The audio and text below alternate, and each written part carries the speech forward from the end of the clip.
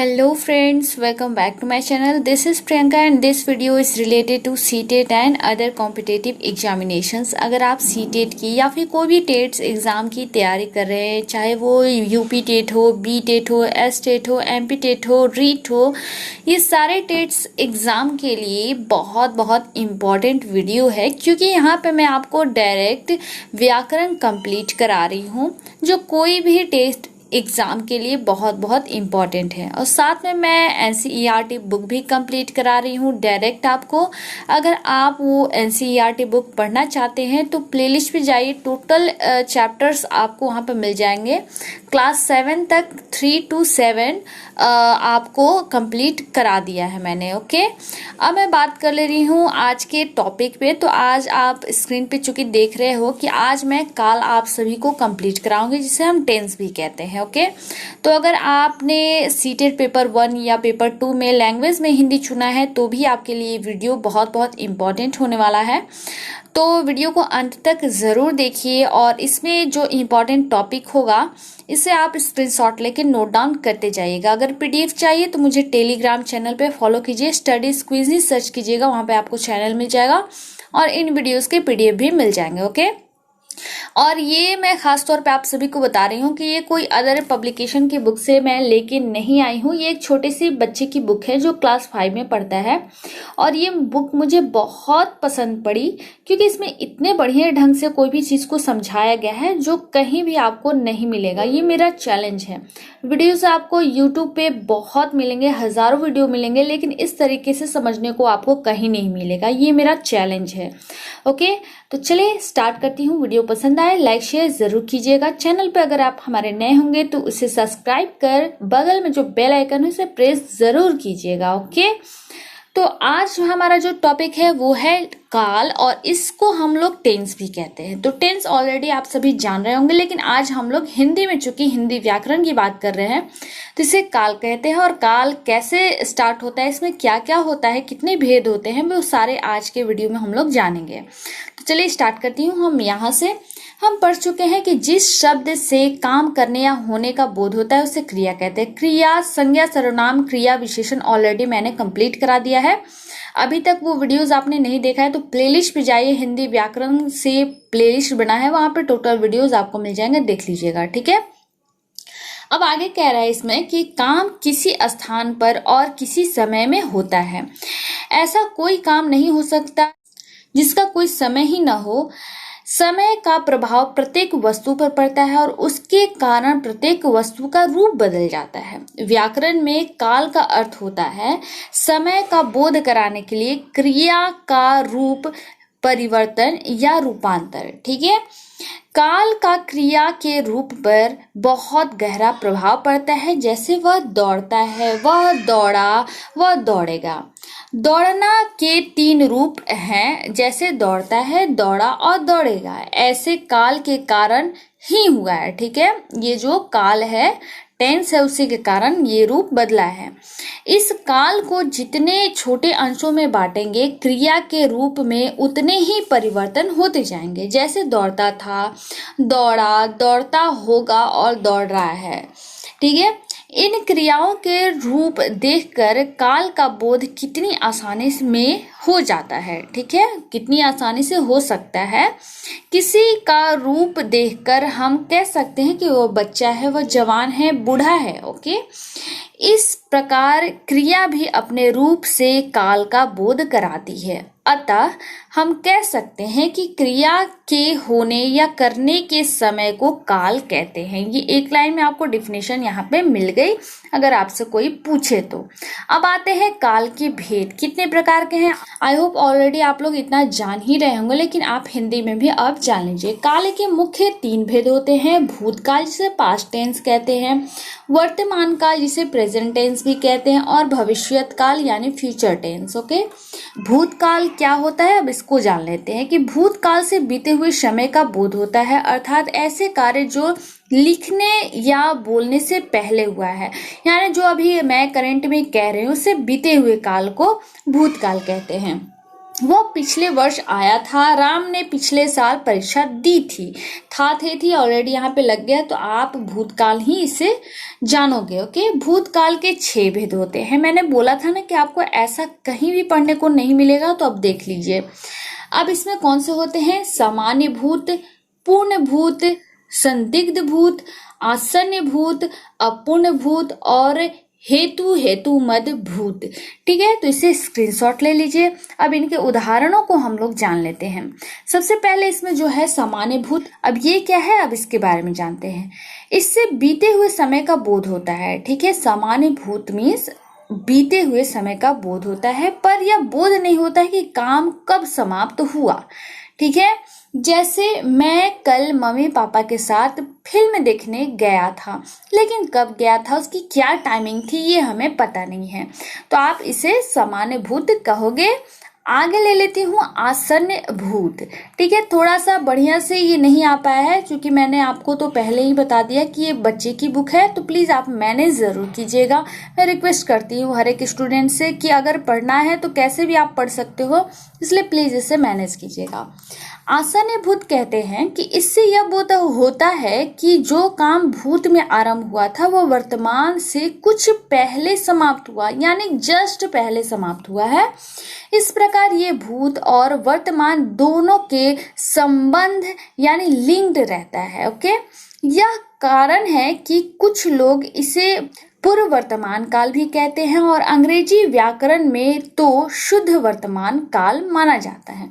जैसे उसने परीक्षा पास की है, ठीक है, मैंने उसे देखा है और वह जा चुका है। इन वाक्यों से स्पष्ट मालूम पड़ता है कि काम समाप्त हो चुका है।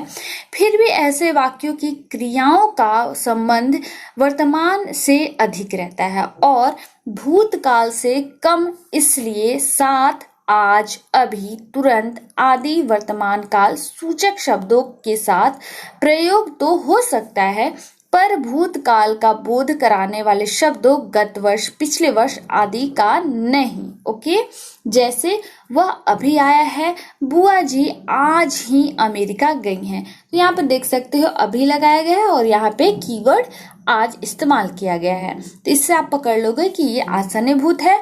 अब मैं बढ़ती हूँ आगे पूर्ण भूत के बारे में। पूर्ण भूत क्या होता है कि इससे यह बोध होता है कि काम बहुत पहले समाप्त हो चुका है, निकट भूत काल में नहीं। ठीक है, यानी पूर्ण से ही आप समझ लेना कि बहुत पहले समाप्त हो चुका है। इसमें क्रिया का संबंध वर्तमान से बिल्कुल नहीं रहता है, जैसे महात्मा गांधी ने कहा था, यानी बहुत वर्ष पहले महात्मा गांधी ने ये स्टेटमेंट दिया था। एलिजाबेथ भारत आई थी। 1947 तक अंग्रेज भारत को लूट चुके थे, तो ये पूर्ण भूत हो गया। अब है अपूर्ण भूत। इससे यह बोध होता है कि कोई काम भूतकाल में हो रहा था, अर्थात जारी था, यानी लंबे समय तक जारी था। जैसे रागिनी खेल रही थी, बच्चा रोई जा रहा था, यानी काफी देर तक वो रोते रहा था, तो ये हो गया आपका अपूर्ण भूत। अब है संदिग्ध भूत। ठीक है, तो भूतकाल की जिस क्रिया के होने पर या करने पर संदेह प्रतीत होता है, यानी ये क्लियर नहीं है, ओके, उससे संदिग्ध भूतकाल कहते हैं। जैसे उसने खाना खा लिया होगा, यानी ये पता नहीं है कि उसने पूरा खाना खाया या नहीं खाया, लेकिन ये आशय किया जा रहा है कि वो खा लिया होगा। मित्रों ने घूमने की तैयारी कर ली होगी, यानी ये पता नहीं है कि कर लिया है या फिर नहीं कर लिए है, ओके, लेकिन ये आशा की जा रही है कि वो अपना काम जो है घूमने की तैयारी कर लिए होंगे। अब हेतु मद भूत, इसको क्या कहते हैं ये भी जान लेते हैं। इस क्रिया से यह जाना जा सके कि कार्य भूतकाल में हो सकता था, परंतु किसी अन्य कार्य के न होने के कारण न हो सका। ठीक है, जैसे आरंभ में मेहनत कर ली थी तो अच्छे अंक मिलते, यदि वर्षा होती तो फसल अच्छे होते। ओके, तो ये हेतु मद भूत कहा जाता है। अब आते हैं वर्तमान काल के बारे में। वर्तमान काल के बारे में कह रहा है कि क्रिया के जिस रूप में वर्तमान समय में कार्य होने का बोध होता है उसे वर्तमान काल कहते हैं। वर्तमान काल से चिरंतन सत्य मीन्स होता है कभी नहीं बदलने वाला। का भी बोध होता है। ठीक है, जैसे सूर्य पूर्व में उगता है, ये कभी नहीं बदला जा सकता है, वो पूर्व में ही निकलेगा तो निकलेगा। दीदी मॉल में घूमने जा रही है। ओके, वर्तमान काल के 3 भेद होते हैं, सामान्य वर्तमान काल, संदिग्ध वर्तमान काल और अपूर्ण वर्तमान काल। सामान्य वर्तमान काल किसे कहते हैं? तो इससे यह बोध होता है कि काम वर्तमान समय में होता है, पर यह बोध नहीं होता कि काम लिखने या बोलने के समय में हो रहा है। जैसे फिलिप बैडमिंटन खेलता है। ओके, यानी खेलता है, ये जरूरी नहीं है कि वो अभी खेल ही रहा है। छात्रावास में छात्र मिलकर पढ़ते हैं, यानी ये जरूरी नहीं है कि करंट में अभी पढ़ रहे हैं, लेकिन वो सभी साथ में मिलकर पढ़ते हैं। इन वाक्यों की रचना इस प्रकार होती है, पहले धातु लगाया जाता है, उसके बाद ताते ती रहती है। अब आती हो संदिग्ध वर्तमान काल में, क्रिया के जिस रूप द्वारा काम के वर्तमान काल में होने या करने में संदेह का बोध हो, उसे संदिग्ध वर्तमान काल कहते हैं। जैसे गाड़ी स्टेशन पर पहुंचती होगी, यानी ये कंफर्म नहीं है कि वो अभी पहुंच ही रही होगी। मृदुला आती ही होगी।